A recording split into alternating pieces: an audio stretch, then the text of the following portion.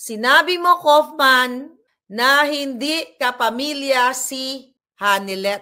Yan po ang katotohanan. Bastos ka, Kaufman, putang ina mo.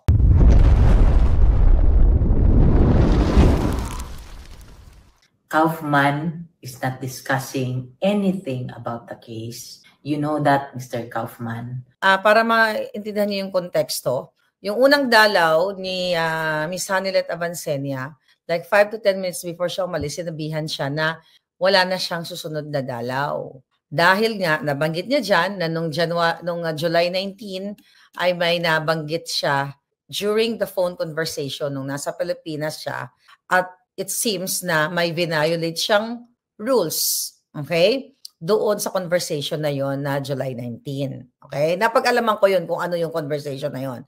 So, ang question dito ngayon, itong si Kaufman ay bilang isang abogado, bilang isa sa mga counsel ni Pangulong Duterte, hindi niya in-inform yung pamilya ng kanyang kliyente na merong na-violate na rules. Kasi wala siyang natanggap na email. Kasi si Vice President Sara, kung naalala ninyo, nung isa sa mga interview niya dyan sa Dahig, na sinasabi niya na tignan nyo mag-comment kayo dyan na nawawarningan na siya, di ba?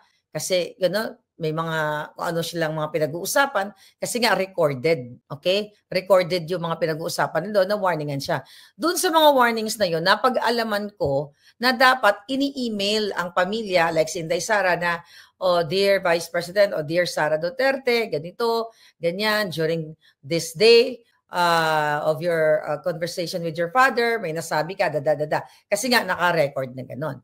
So sa case ni Hanilet, wala siyang natanggap na notice. Okay? Wala siyang natanggap na notice kung ano yung violate niyang rules noong July 19. Based on that statement niya, based on that interview. Kaya wala siya talagang ka-idea. Di ba kaya nga siya nandiyan kasi turno-turno sila, nagtitake sila ng turns. So surprise. Okay? Ituloy natin para ano natin to, isa-isahin natin. Paper from you on whatever it is that you are doing. So I can from you, Kaufman. I have not asked a single paper from you on whatever it is that you are doing. So I cannot talk about it. And also, nung time na yun, 5 minutes bago matapos, sinabihan na lang ako na isususpend daw ako. Ang sabi pa nga ni PRD, doon sa lalaki na nagsabi na, sabi niya, you cannot do that. Yun niya. Kasi, he is expecting me. He knows that this is my... Nakakalungkot talaga.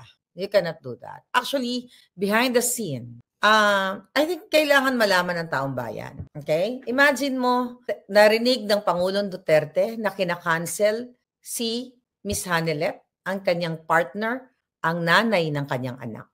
Imagine nyo, hindi natin to alam. Nag-comment ako, I don't have any idea na may eksena pala nung July 19. Kaya tayo nagre-react dito dahil dun sa mga interview ni Kaufman na mga scripted. Di ba? Nag-react tayo doon na sinasabi niya yung mga nagsasabi daw na hindi dinadalo ng abogado si Pangulong Duterte ay mga petty-minded person. Which is, sabi ko nga, ang niminimi niya si Hanilet. Okay? At si Harry Roque, alam nyo na yon. So ngayon, at ito pa, kailangan malaman ng taong bayan, behind the scenes, sinabi mo, Kaufman, na hindi kapamilya si Hanilet. Yan po ang katotohanan. Bastos ka, Kaufman, putang ina mo. Okay? First time ka makarinig ng mura, pukin ang ina mo kung sino man ang nasa likod mo. Imagine mo, yung ginagawa mo dito sa nanay ni Kitty, okay, na common law wife ni Pangulong Duterte, di ba hinamon ka?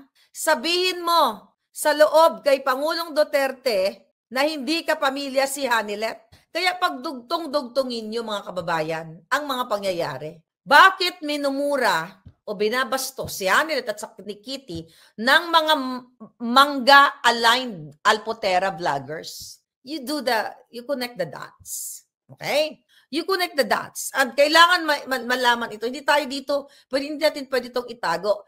Ngayon, ina-announce ko sa aking channel na ito, mga kababayan, at i-echo ninyo, na sinabi ni Kaufman, and I hope Hanilet will speak up, again about this. Na sinabihan niya si Hanilet na hindi ka naman, yun yung konteksto. Hindi exactly, hindi verbatim, pero yun ang exactly sinabi na you are not part of the family. This is my time right now. This is my schedule to visit him. And, you know, ako kasi nurse, di ba, na-assess ko siya, yung first time ko na,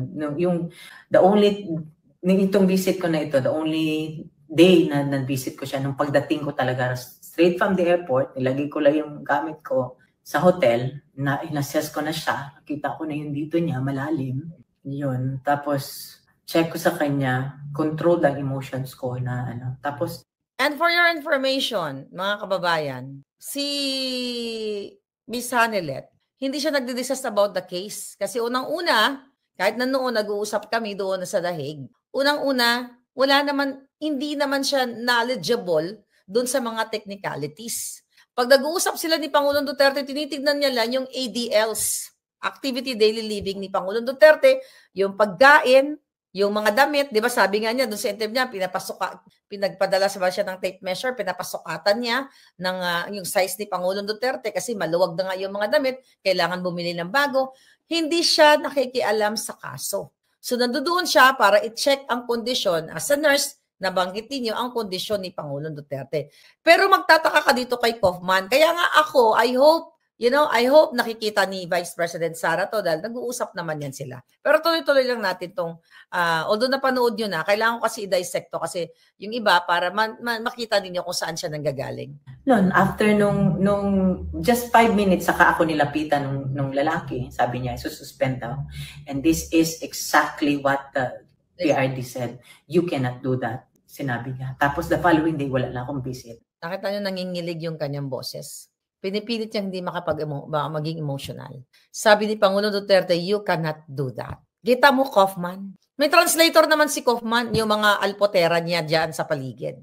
Imagine nyo kung paano bastusin si Hanilet at si Pangulong Duterte. Kayo ang nagbabayad niyan. Pamilyang Duterte, kayo ang nagbabayad kay Kaufman. You're not supposed to allow this man na bastusin ang kapamilya ninyo. Hindi man magsasalita ito kung walang na-experiensyang kabastusan ni Kaufman. Listen. Sabi ko sa kanya, I don't say anything about the case.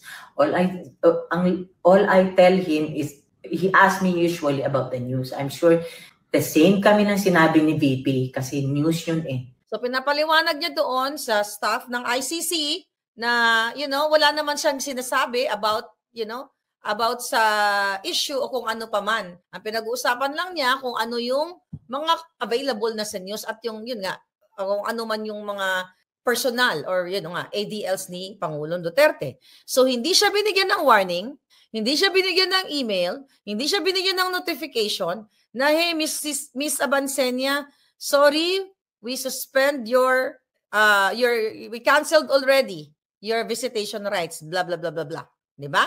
Kung na-cancel, dapat mayroong notification. Pero coming from her, walang notification. Pareho kami lang sinabi ni VP kasi narinig niya rin yun sa news. Kaya nga sabi ni VP, di ba, narinig niyo ba yun? Kayo na nagsabi nun, di ba, na may 7 or 9 warnings ako.